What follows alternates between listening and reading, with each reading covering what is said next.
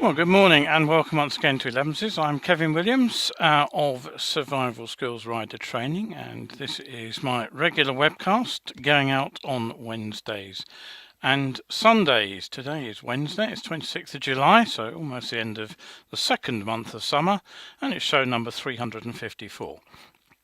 So what have we got for you today? Well, quite a packed show again. Pension regulator is about to be investigated by MPs over the way they handled the Norton fraud, which is interesting.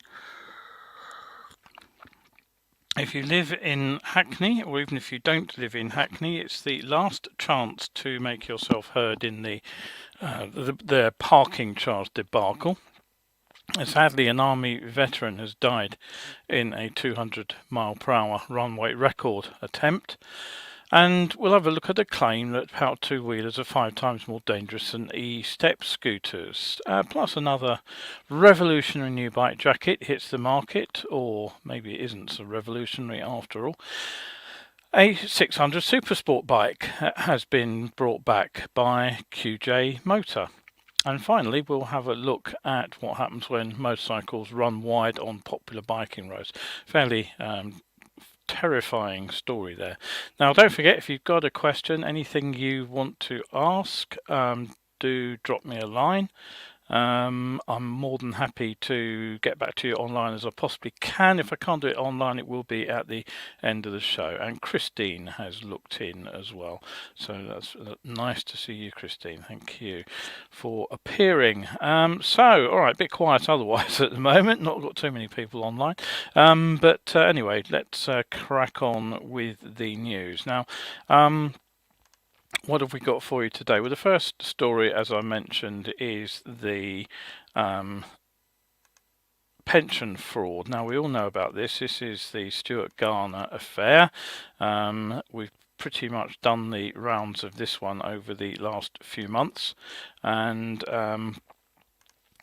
the long-running saga has now developed some new legs. Now, according to reports that emerged in The Guardian earlier this week, the financial regulators themselves are to be summoned to Parliament to explain just how they prosecuted the case. Now, back in 2020, a Guardian and ITV News joint investigation showed that more than 200 ordinary working people, as the report puts it, had their entire pension pots invested into Norton shares. They were persuaded to do that. They thought they were helping a British bike company. Now, Garner, he acquired Norton with 1 million borrowed apparently from a pension fraud. Created the pension fund in the Norton name, and Savers actually invested around £10 million in that fund during the period between 2012 and 2013. Now, Norton, as you probably remember, went into administration in January 2020, and at that time the pension fund holders were owed approximately £14 million. And in June 2020, Garner was ordered to pay the money back after the pensions ombudsman, which is separate from the pensions regulator. It's very complicated, isn't it? They ruled that Garner had acted dishonestly. Now, the investments into Norton were later found to have breached technical pension laws which prevent more than 5% of an occupational scheme's value from being invested into assets connected with the employer's company. So in other words, if somebody puts money into a pension pot, you can't use that money in your own company. Those pension funds are, almost always invested into other stocks and shares, but you can't buy more than 5% worth of the pension fund into the shares that your own company is issuing. Now, 3 counts of that technical offence resulted in Garner's 8-month suspended prison sentence last year. And the judge actually said he would probably have been locked up if the pensions regulator who was prosecuting the case had alleged dishonesty. Now, The Guardian says fresh evidence has come to light which suggests that much of the money was actually immediately spent by the company simply to keep Norton running. So basically that pension fund was raided immediately.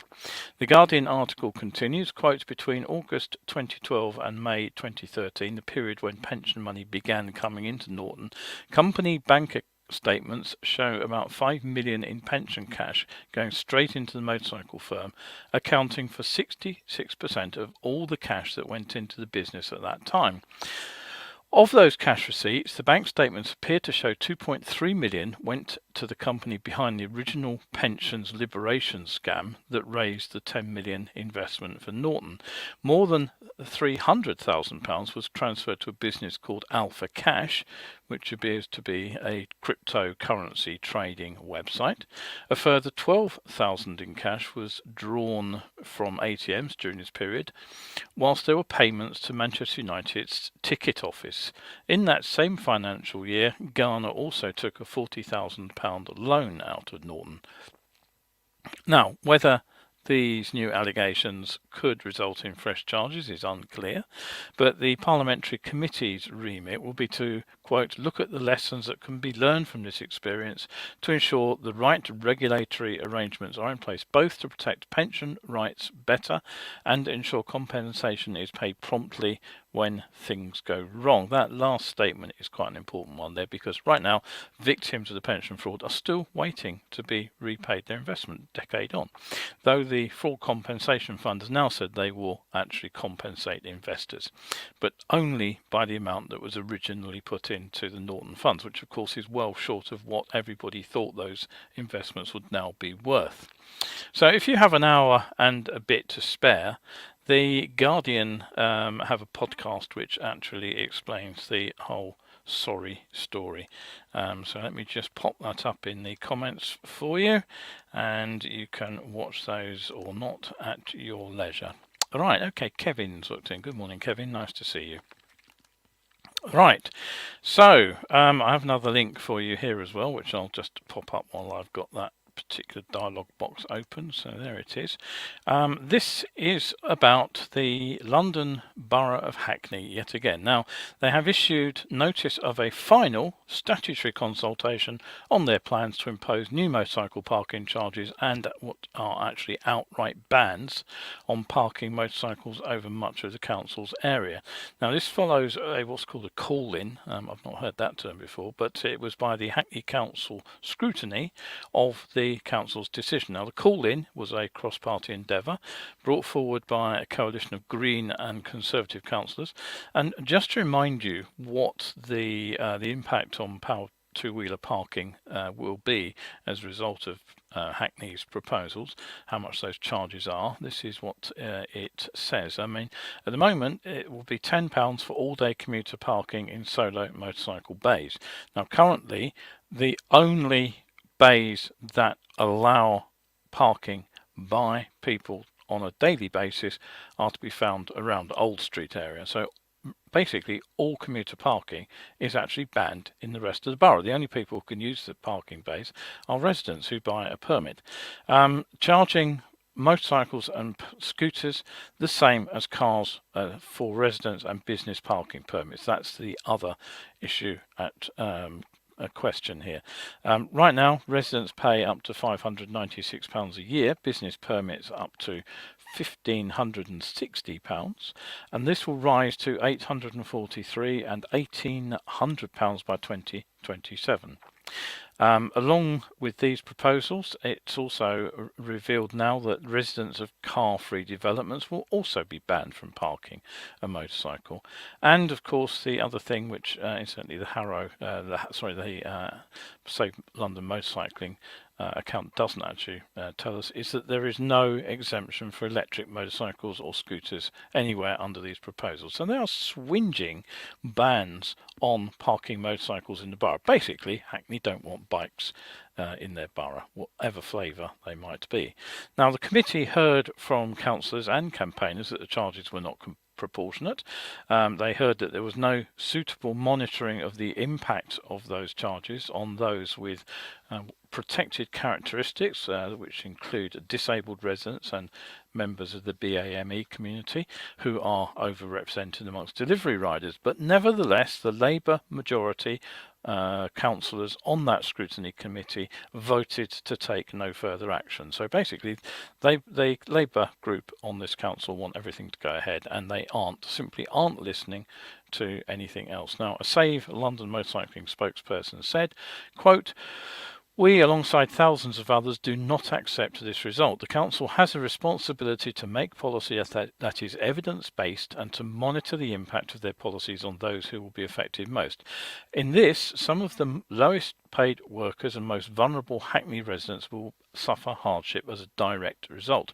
The panel's questions clearly reveal fundamental flaws in the policies, but still councillors voted to press ahead. Councillors dismissed their £50 a week charges for motorcycle and scooter riders as being affordable and insignificant. We urge everyone concerned with fairness and the lives and livelihoods of Hackney workers, residents and carers to join our campaign and stand up against this injustice. And all Hackney residents to carefully consider whether this council displays the standards they want from their representatives." Now, rather belatedly, in my opinion, and this campaign has been running for quite a while now, the National Motorcyclist Campaign have finally got involved. They are supporting the Save London Motorcycling campaign, and they and the Save London Motorcycling groups are both urging riders and anyone else to respond to the consultation by August the 4th. With further information and a direct response link is now available on the Save London Motorcycle websites, and I gave you that link just a moment ago. Now, Hackney have backed down on some parts of their plans. They've dropped the total ban on all-day commuter parking. They were going to make it half-day only in a parking bay, which basically meant you couldn't ride your bike to work and park it as you need to. And they reduced the initial charges from £60 per day, but they need to be pushed a lot further on this, and this really is the last chance to make yourself heard.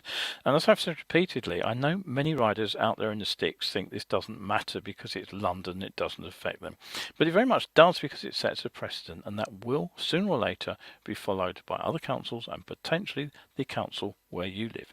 So get involved, go and write your opinion on that, and let everybody know that Hackney Council are very much in the wrong here. Right, okay, moving on from that piece of news. Sadly, an army veteran and charity fundraiser has died after he crashed whilst trying to break the 200-mile-per-hour record at the Terminal Velocity show. Now, Martin McConnell, who was described as an experienced rider, was attempting to hit to the 200 mark on his turbocharged Suzuki Hayabusa, and this was at Tibenham Airfield near Long Stratton in Norfolk on Sunday morning, and he was aiming to break the show's 200-mile-per-hour runway record. Martin, who had served in the Royal Corps of Transport, was due to ride what's called a rolling half mile in front of the crowds, but sadly paramedics and police were called to the airfield at around 11 AM after he crashed at high speed. No other vehicles were involved in the accident, and he was pronounced dead at the scene, sadly. As a result of the tragedy, Terminal Velocity Director Matthew Flynn confirmed that there will be no more runway events at Tibenham, which is a bit of a sad state, really. Right, now don't forget, you are watching Elevenses here. Do set a reminder. They go out Wednesdays and Sundays at 11 AM. Nearly always live. Occasionally they are recorded, and very, very rarely I miss a show completely. If you miss a show, you can catch up easily on the Survival Skills YouTube channel, which is Survival Skills UK. So do pop over there, have a look, find my other videos too. But if you miss a show, that's the easiest place to go get it. All right.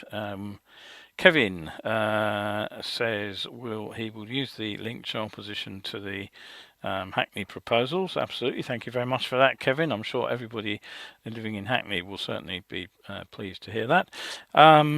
And Terry says that the Honda Moto Compo might be the answer. That's the little suitcase motorcycle that Honda built, which was designed to go specifically in a particular car. Can't remember which one, but basically you can park your bike in a broom cupboard. Yes, actually, yeah, what do you do with things like that? It's a very, very interesting question.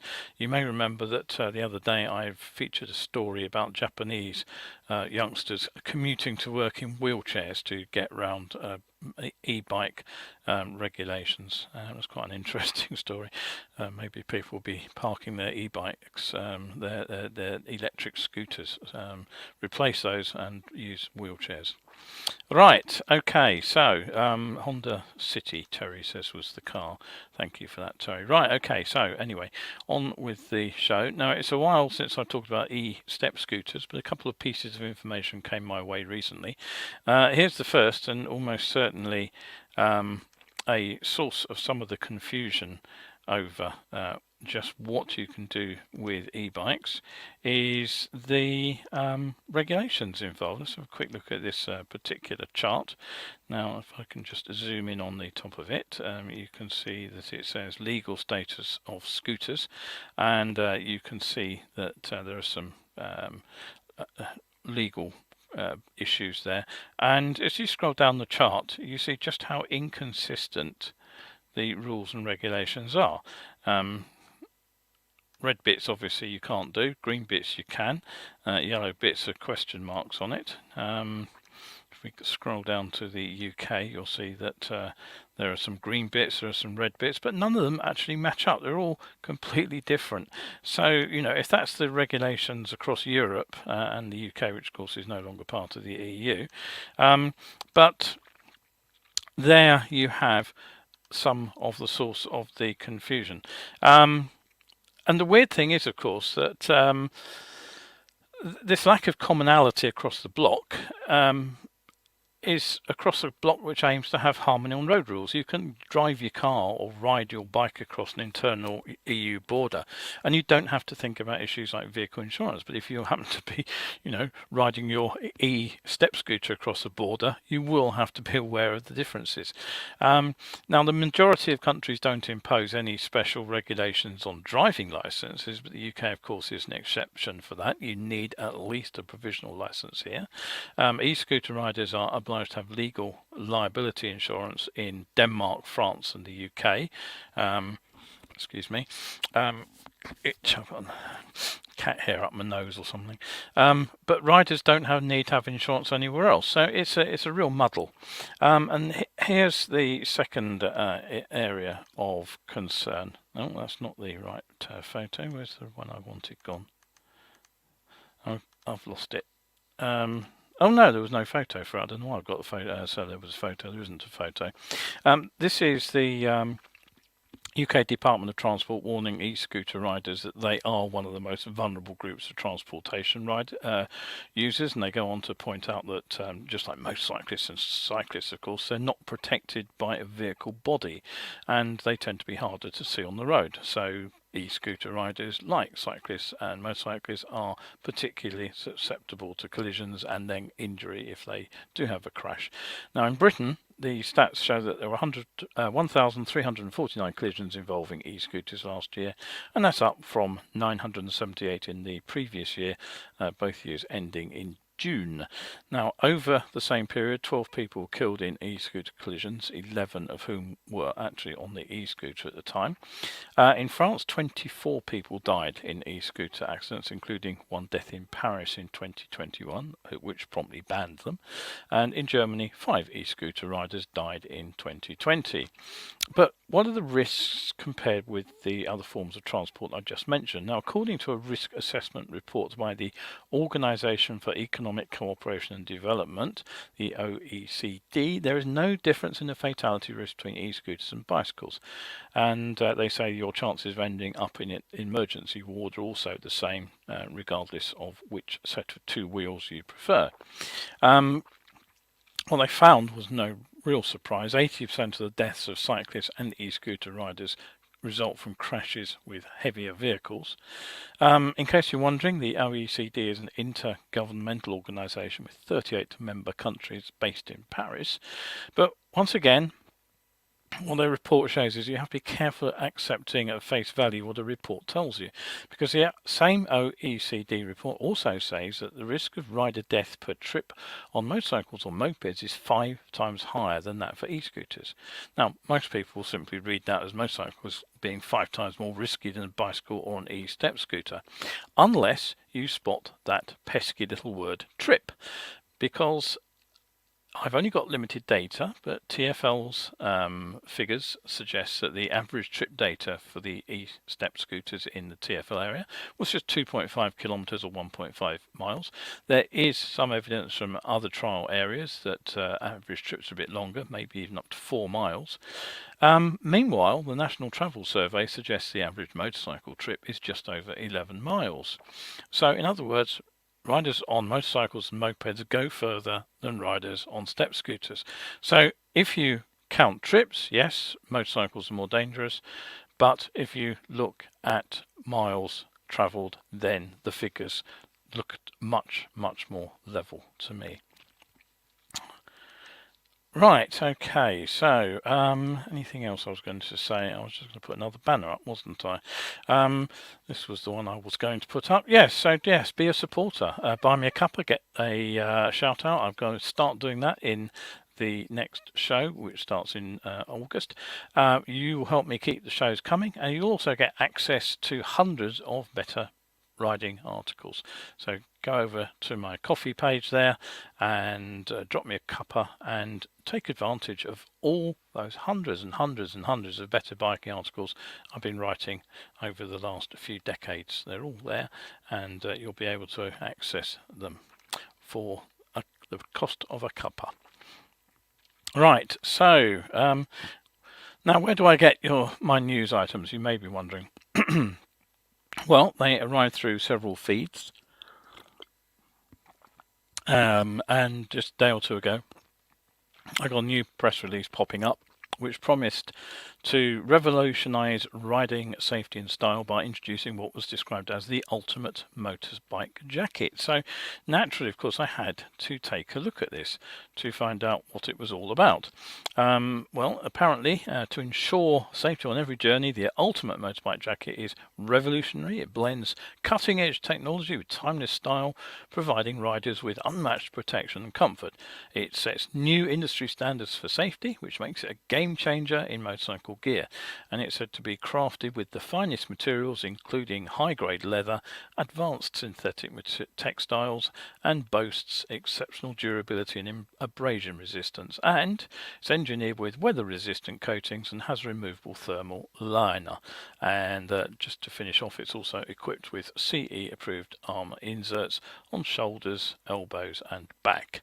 So that is the style that sets you apart. So where can you get this amazing piece of kit? Well, here's the answer. It's the fightex.us website, and as you can see, the motorcycle jacket is over there on the top right, but it's not obviously their core business. There's a lot of other stuff there which simply has nothing to do with motorcycling at all.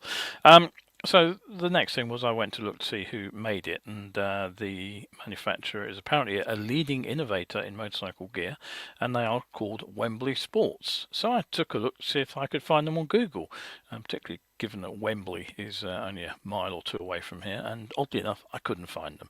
So I very much doubt that Wembley Sports are anything other than a trading name for somebody bringing in Pakistani made textile materials.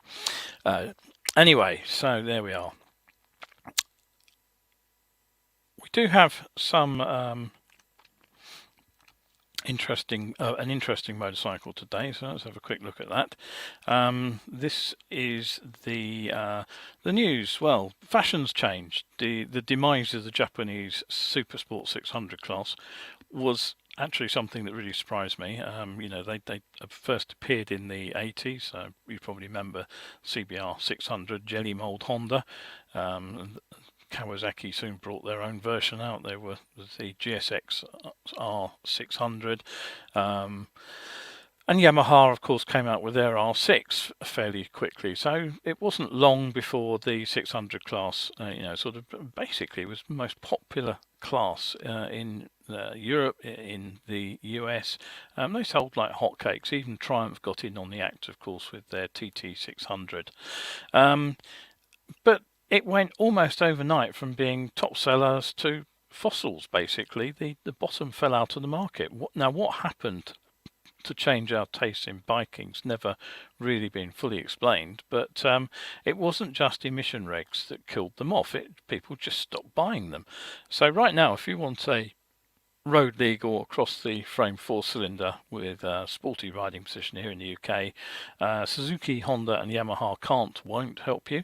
Only Kawasaki have a bike in the class, and that's the recently upgraded ZX6R, which does in fact meet the Euro 5 regulations. But there might be a new choice on the block since a brand new 600 has appeared. Let me get the right picture up. There it is. Give you a zoom in photo of that. This is the SRK 600RR, and you probably guessed where it's come from. It is a Chinese motorcycle, of course, because they are basically the only ones bringing out new bikes. And this one comes from QJMotor, who already produced the naked SRK 600. Now, the RR version uses the same liquid-cooled 600cc double overhead cam 16-valve inline-4 motor.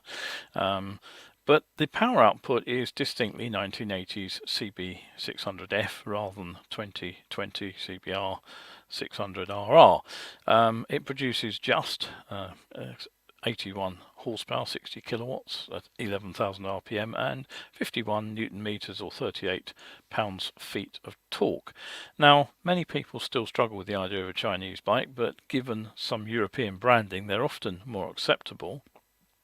And I'm guessing that the SRK is itself a development of the previous SRG 600, which itself was based around the engine and the chassis of Benelli's TNT 600i. And that bike made 80 horsepower at 11,000 RPM and 40.6 pounds-feet torque at 8,000. So the engine output figures there are pretty much identical. So I suspect that the engine has pretty much been transplanted directly. Now, 80 odd horsepower has already got the thumbs down from some web magazines, but actually that may not be such a bad thing. The earlier bikes in the 600 class with a bit less power might have been a little bit slower, but frankly, by the time the bike's top speed is 120 miles an hour plus, it's all a bit academic unless you've absolutely zero respect for your license. And that's what matters really, because it's the way the bike is geared.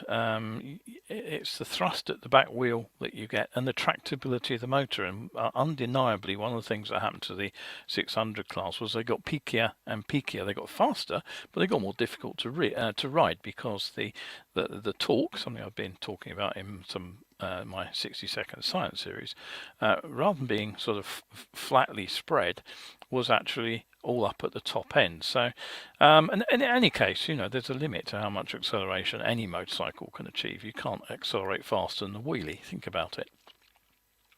So, showing though that the Chinese are beginning to challenge the best that the Japanese and Europeans can build, the bike comes with an inertial measurement unit, an IMU.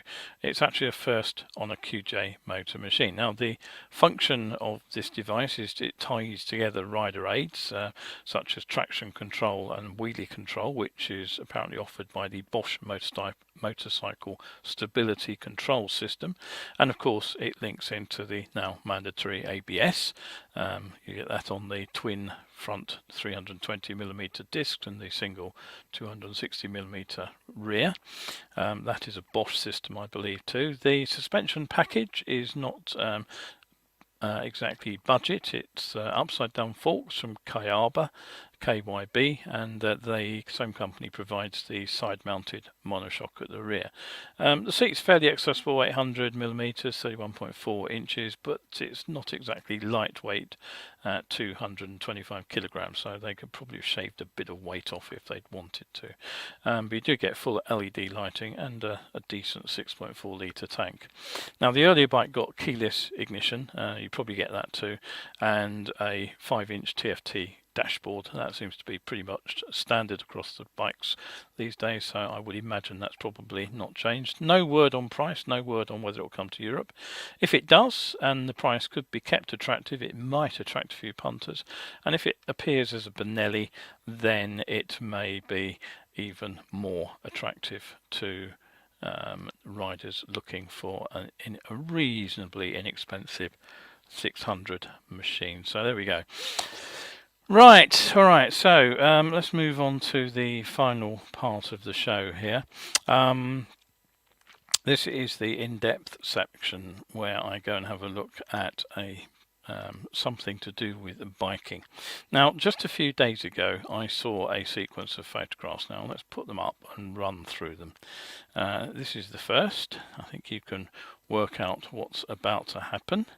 And the next 3 photos show precisely the sequence of events.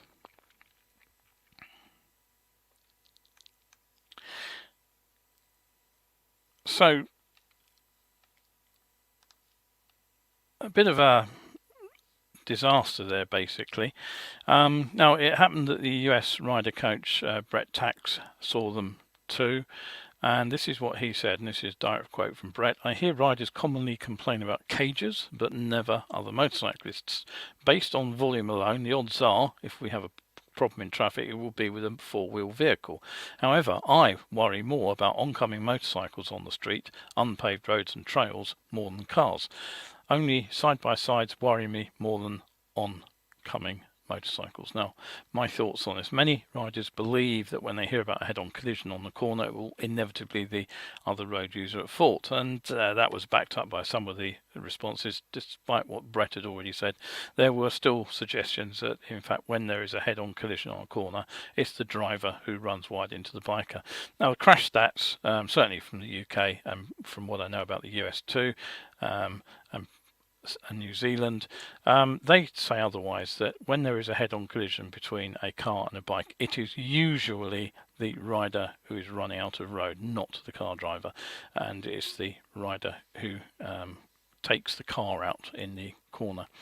Now, at least one other person, again, despite what Brett had said, claimed bike-on-bike crashes must be very rare.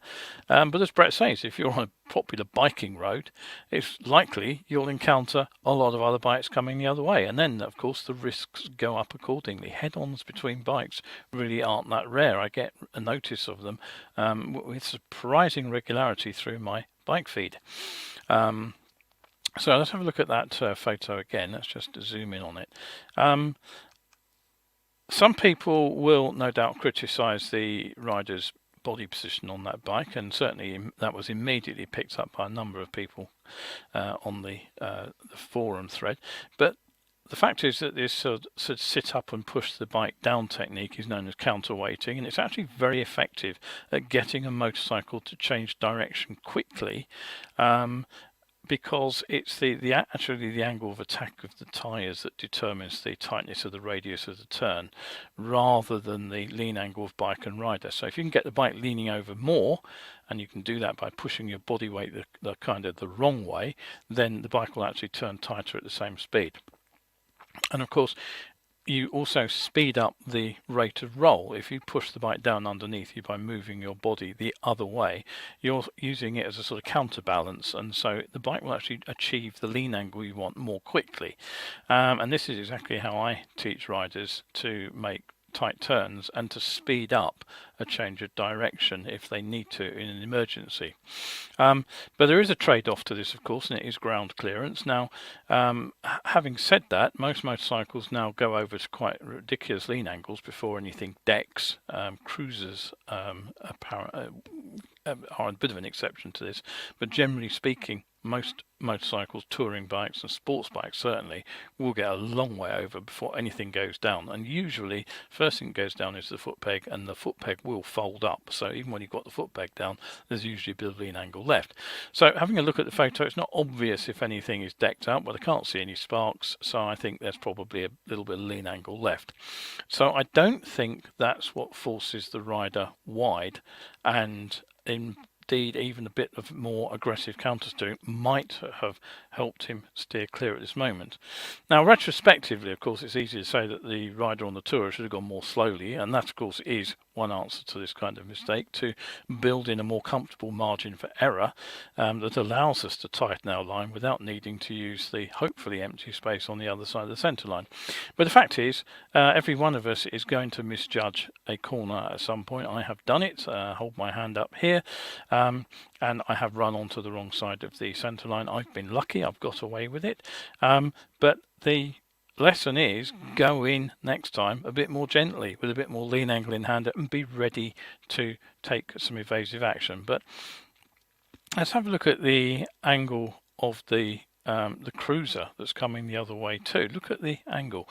The rider basically is already cutting across towards the apex of the corner. They're straightening the bend out. Now, coincidentally, I found a picture of from another rider coach, and this is it. And what you can see is that although the line there starts off on the outside of the road, let's just put it on full screen for a moment, take my face out of it.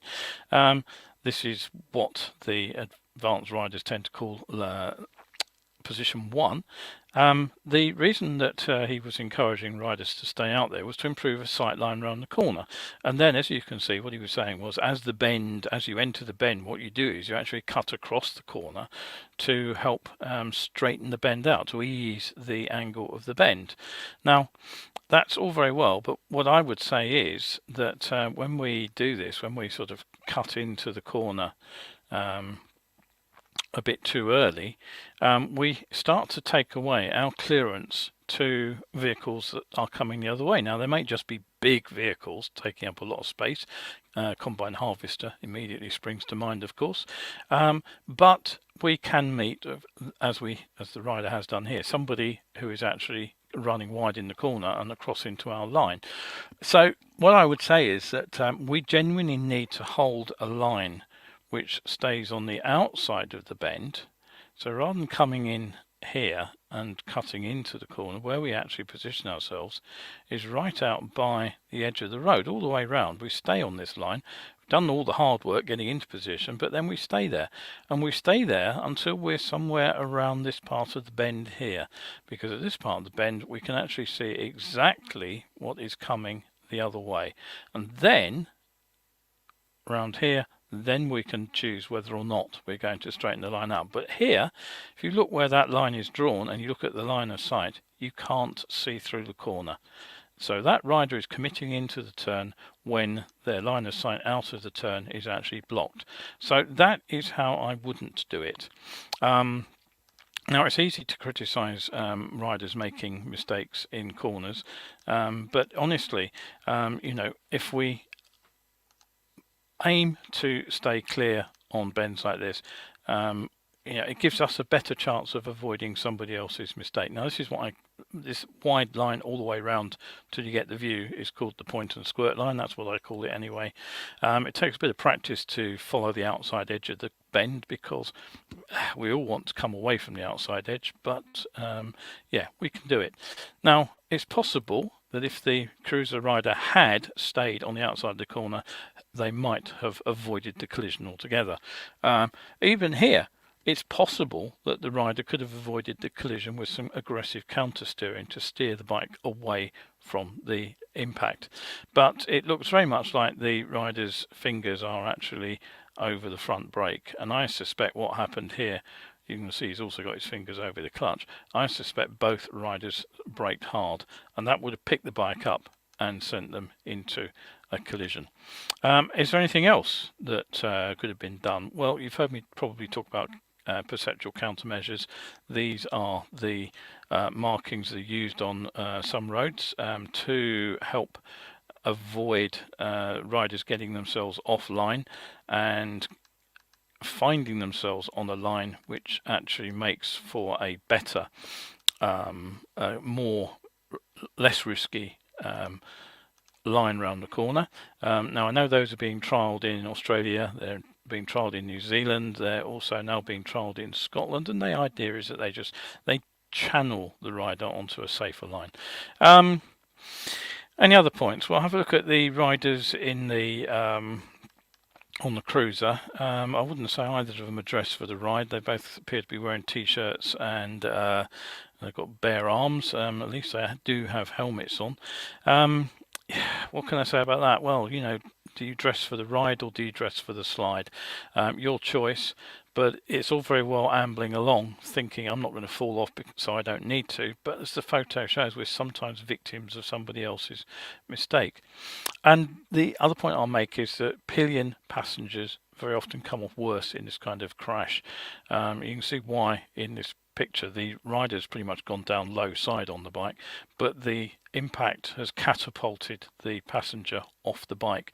Now I hope that she wasn't too badly injured, but that one does look like it's going to hurt.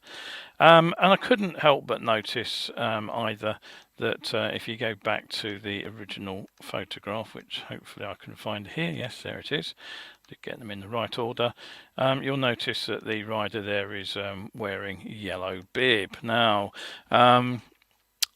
that leads me to rider mindset, really. What the rider's constantly led to believe. Two things. Firstly, that car drivers are the big problem because they are unskilled. We're constantly told about that. We're constantly told we have to protect against their mistakes.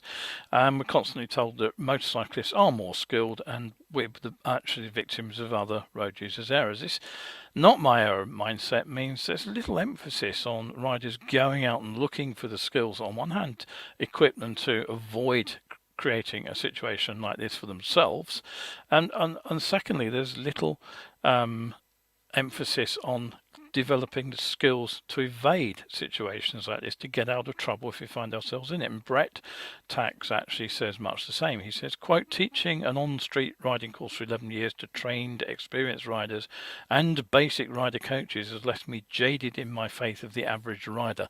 This includes MSF coaches and similar. And here's the interesting thing. Why would you want to wear a yellow bib if you think your skills can get you out of trouble? Now, it's a good question. I'd say maybe the rider believes that it might just help if they fail to spot somebody else putting themselves at risk. But more likely, I would say it reveals that that mindset, it's not me that's the problem, it's the other driver who won't see me mindset. That's one I think anyway.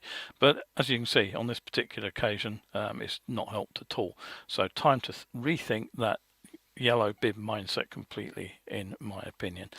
Okay, that is it for today. Thank you all once more for looking in.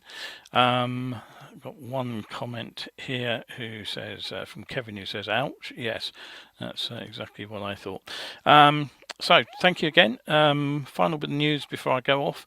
I'm just about to do an interview actually for a German-Ukrainian website and blog and YouTube channel, which that's in 15 minutes. So I'm quite looking forward to that. I'll report back on that in a future show and hopefully be able to give you a link to the interview.